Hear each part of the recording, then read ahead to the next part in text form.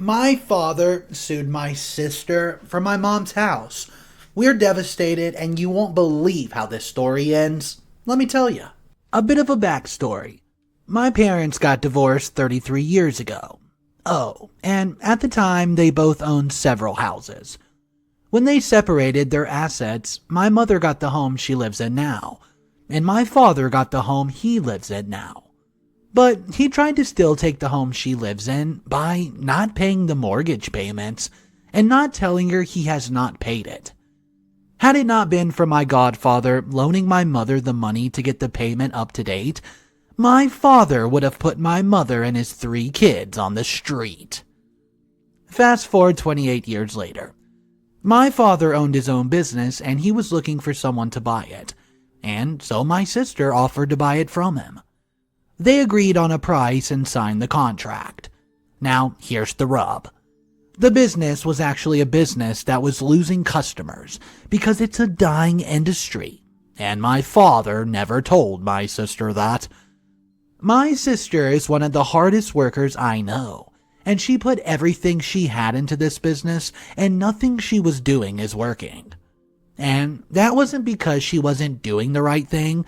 It was because the business in itself was a dying medium for the industry. During the course of all this, after my father had finally retired, they got into an argument about it financially matter and dealing with the company.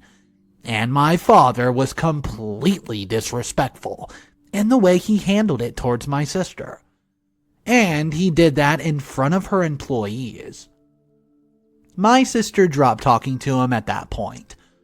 Over the next couple of months, despite my sister's extensive hard work, the company went under, and my sister had to close the business after it's been open for 38 years. My sister was devastated by this because not only did she put all of her hard work, blood, sweat, and tears into it, but she also put all her financial resources, which meant she was financially devastated as well. My father was really upset because, well, the company that he created and nurtured over 38 years had been closed. What he saw was no fault of his own. Clearly, because the business closed, my sister could not continue to pay my dad's payment. She was paying him for the business. Then she found out that the business had already been dying. In fact, my father had taken money out of his own account to put into the business because he knew it was dying when he sold it to her. He literally scammed his own daughter in the sale, for lack of a better word. Because she stopped paying him, he decided that he was going to sue her in court with a judge and everything. Now, for a context, a few years before all this happened, my mom's gotten sick and gone to the hospital at the time I lived across the country.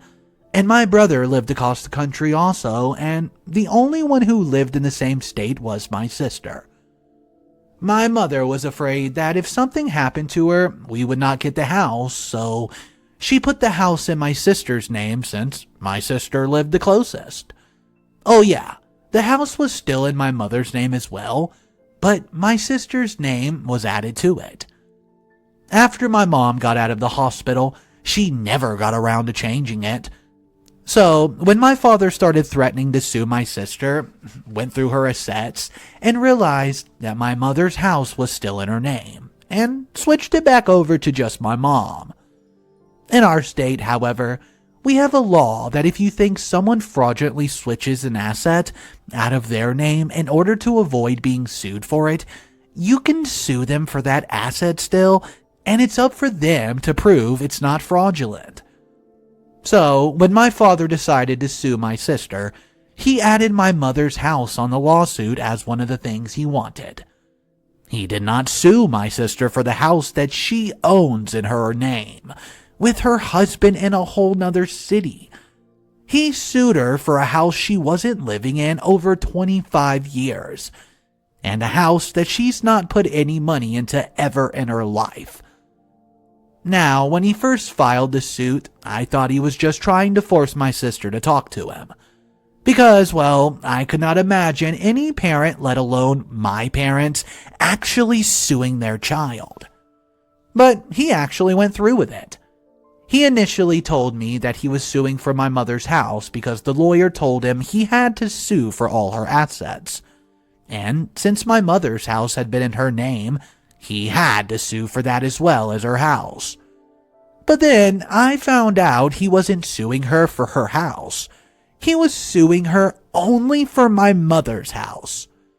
He's still mad that he did not get my mother's house 33 years ago when they got a divorce.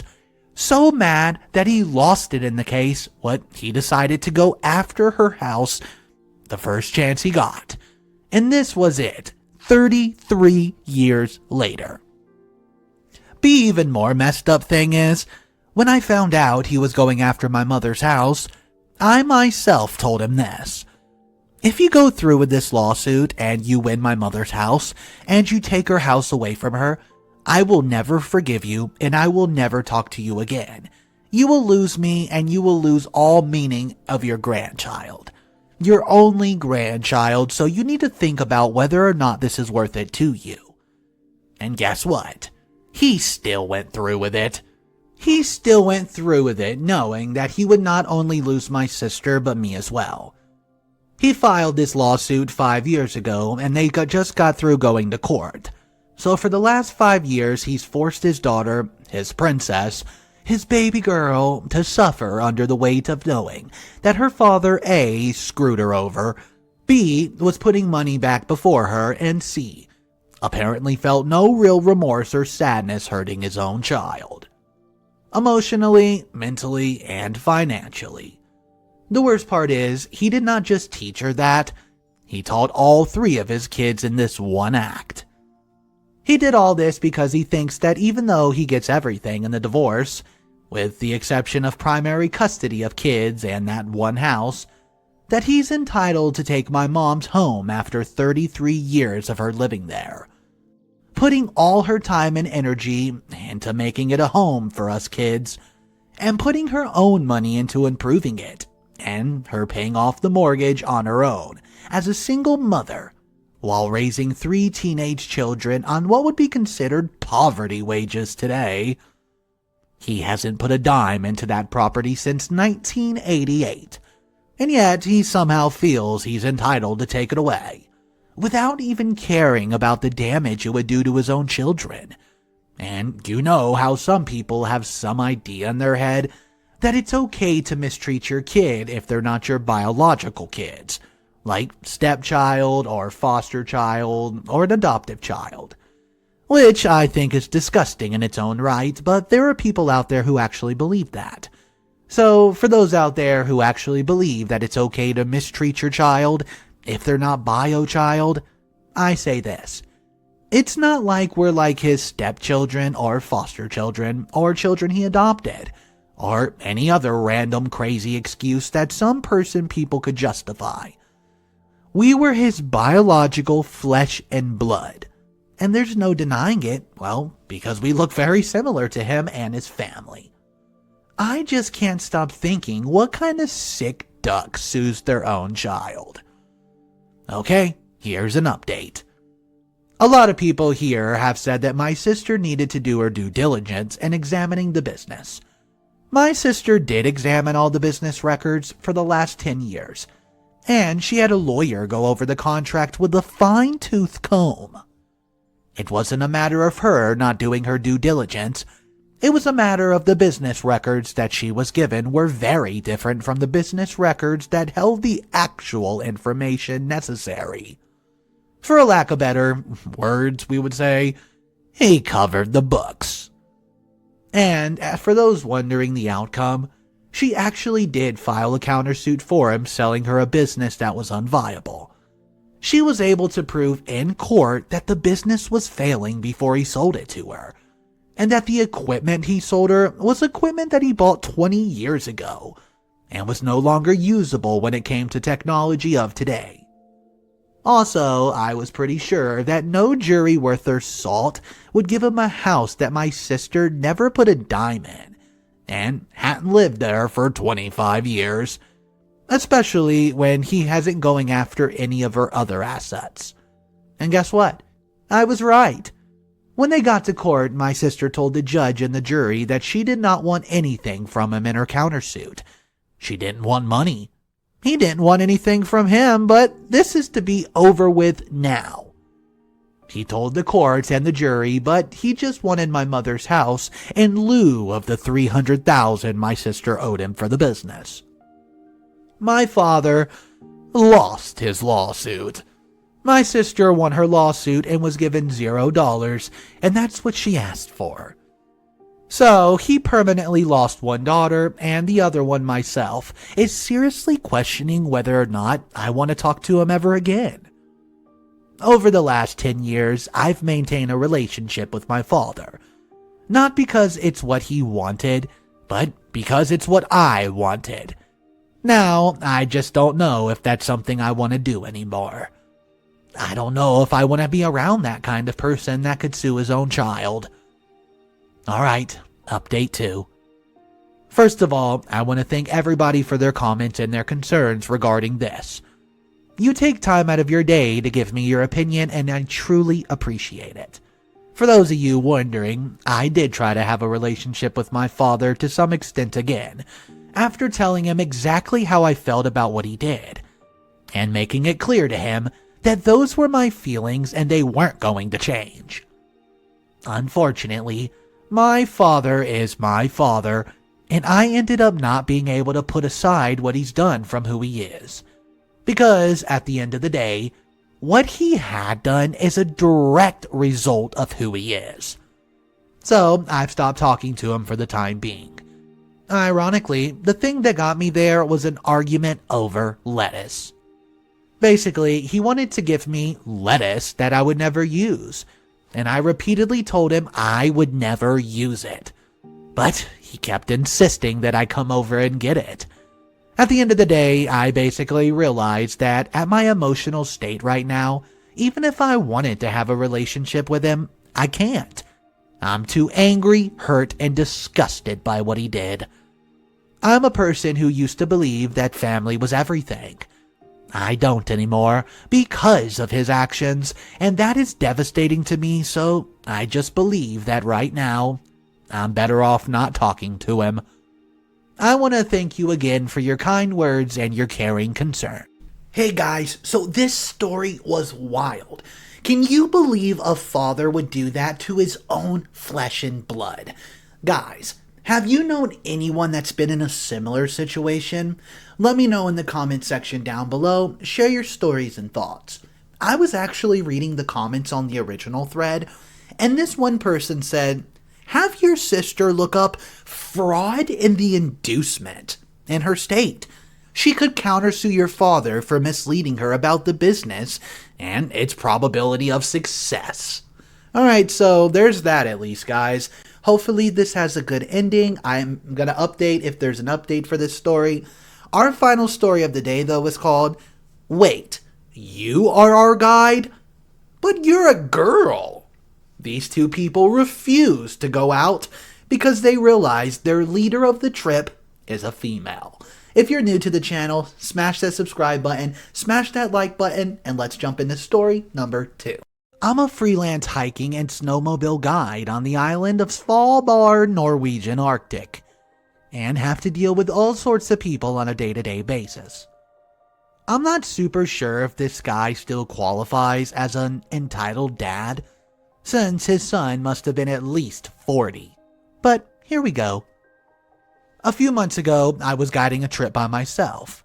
We only send one guide out when the group is small, so I went to the hotels to pick up my guest, an Italian couple and this Saudi Arabian father, son who is also part of the combo.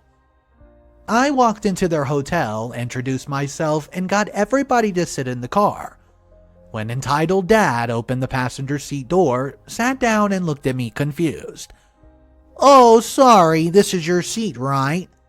No, you can sit there if you want. It's easier to drive from this other side anyways. I always try to crack a joke or two to break the ice. Lots of people are nervous when having to drive a snowmobile for the first time. He looked at me slightly more confused, but I assumed it's only a language barrier. Brought them back to headquarters and gave them a full safety briefing and overview on a map on where we'd be going. After that, I got them dressed and told them to wait outside, because our suits are made to keep you warm at -30 Celsius. So, inside a building, you quickly start to melt. Once I was dressed, I went to meet them outside. "Oh, you're coming with us on the tour?" "I hope so, since I'm your guide." I told them the briefing, the usual, "Hey, my name's Kat, and I'll be your guide for today." "Is that a gun?" "Yes, sir, but don't worry, she's not loaded." Ugh. ED and Sun looked at each other confused, and we all started walking towards the snowmobiles so I could give them a small briefing on how to drive them. The Italians had told me they've been driving before, so I decided to place them in the end of the group and entitled Dad and Son in the front. Everybody got to drive their own vehicle. Because, out of the experience, it's always better for more experienced guests to be in the back, since they might have to speed up here and there to fill a gap. "Oh, but where's the guide?" "Here, I'm just in front of you. Literally here." "But you're a female. Can't guide us if you're a female." About 50% of our guides are girls here in Svalbard. It's not that uncommon. Don't worry, we girls are just as good as our male colleagues. "I think my father wants to know who will operate the gun." Well, let's hope we don't even have to take it out or boot it. But if we have to, I'm trained and licensed to shoot." "Oh no." "No?" "You're a woman. Women can't shoot guns." "It's not safe." Excuse me. Guys, if you don't want me as your guide, that's fine. Go back inside to AHQ, take the suit off, and tell our recipients to call you a taxi. If you don't feel safe, that's up to you. But I am the guide for this trip today, and if you want to head out, you'll have to deal with me." But if we don't go, we want our money back." You can try, but I bet you that you won't get a penny, because it's your own decision to not come along. "I'll go, if you get a male guide for us." I won't get anybody else to join. You've signed the agreement that I'm in charge of this tour, and if you'll listen to what I tell you to do and not to do. "I didn't sign anything."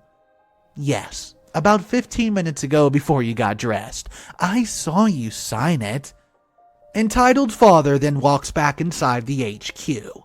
Son and the Italian stayed. Son called his dad, found out entitled father would not come with a woman. Son and the Italians drove with me. We saw reindeer, sea ice, a polar bear in the distance, no need for the rifle, and in general had a great time. After the tour, Son came to me and apologized for his behavior, and called me a good girl guide. My boss heard that and still mocks me with it today. I personally can't believe two people would say they're not going to go on the trip after they wasted their entire day just to get there because they find out that their leader is a girl. She's fully trained, knows how to shoot a rifle, and has taken all the necessary steps to be able to lead that class. I think they're ridiculous, but I think the best part of the story was when the entitled dad decided to stay back, but his son didn't. So think about this. The father had to sit at HQ the entire trip waiting on his son. Let me know what you guys think of this story in the comment section below. I hope each and every one of you have an amazing day. Mr. Reddito will see you tomorrow.